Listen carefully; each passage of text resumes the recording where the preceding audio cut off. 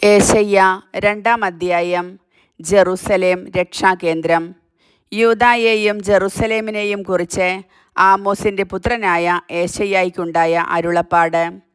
അവസാന നാളുകളിൽ കർത്താവിൻ്റെ ആലയം സ്ഥിതി ചെയ്യുന്ന പർവ്വതം എല്ലാ പർവ്വതങ്ങൾക്കും മുകളിൽ ഉയർന്നു നിൽക്കും. എല്ലാ ജനതകളും അതിലേക്ക് ഒഴുകും.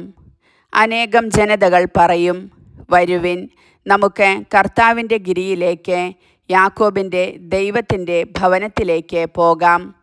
അവിടുന്ന് തൻ്റെ മാർഗങ്ങൾ നമ്മെ പഠിപ്പിക്കും.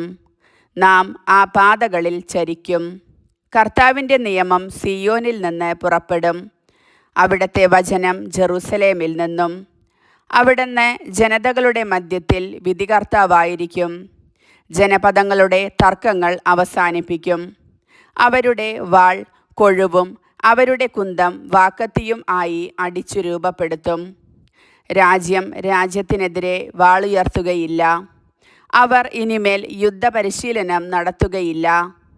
യാക്കോബിൻ്റെ ഭവനമേ, വരുക, നമുക്ക് കർത്താവിൻ്റെ പ്രകാശത്തിൽ വ്യാപരിക്കാം. കർത്താവിൻ്റെ ദിനം. അങ്ങ് സ്വന്തം ജനത്തെ, യാക്കോബിൻ്റെ ഭവനത്തെ കൈവിട്ടിരിക്കുന്നു. കാരണം രാജ്യം കിഴക്കുനിന്നുള്ള ആഭിചാരകന്മാരെ കൊണ്ട് നിറഞ്ഞിരിക്കുന്നു.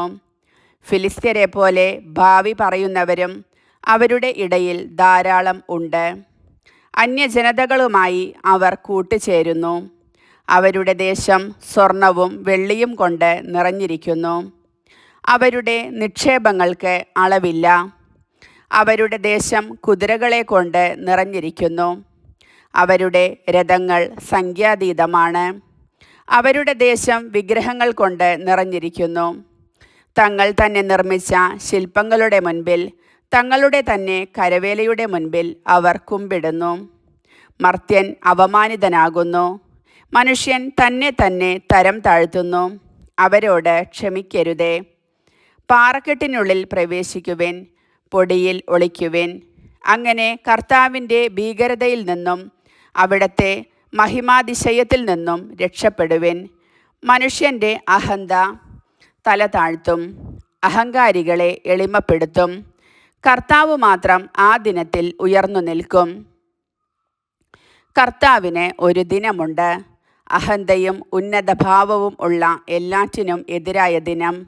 ലെബനോനിലെ ഉന്നതമായ ദേവദാരുവിനും ബാഷാനിലെ കരുവേലകത്തിനും ഉന്നതമായ പർവ്വതങ്ങൾക്കും ഉയർന്ന കുന്നുകൾക്കും ഉന്നതമായ സകല ഗോപുരങ്ങൾക്കും എല്ലാ ശക്തിദുർഗങ്ങൾക്കും താർഷീഷിലെ കപ്പലുകൾക്കും മനോഹരമായ എല്ലാ ശില്പങ്ങൾക്കും എതിരായ ദിനം.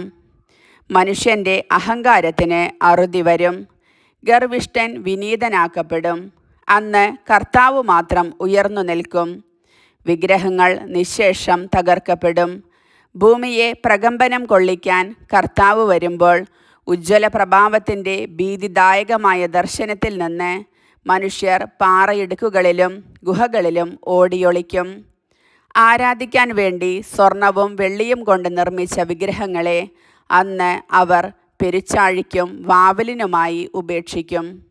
ഭൂമിയെ പ്രകമ്പനം കൊള്ളിക്കാൻ കർത്താവ് വരുമ്പോൾ അവിടുത്തെ ഉജ്ജ്വല പ്രഭാവത്തിൻ്റെ ഭീതിദായകമായ ദർശനത്തിൽ നിന്ന് പാറയിടുക്കുകളിലും ഉയർന്ന പാറകളിലും ഓടിയൊളിക്കാൻ വേണ്ടി തന്നെ. മനുഷ്യനിൽ ഇനി വിശ്വാസമർപ്പിക്കരുത്. അവൻ ഒരു ശ്വാസം മാത്രം.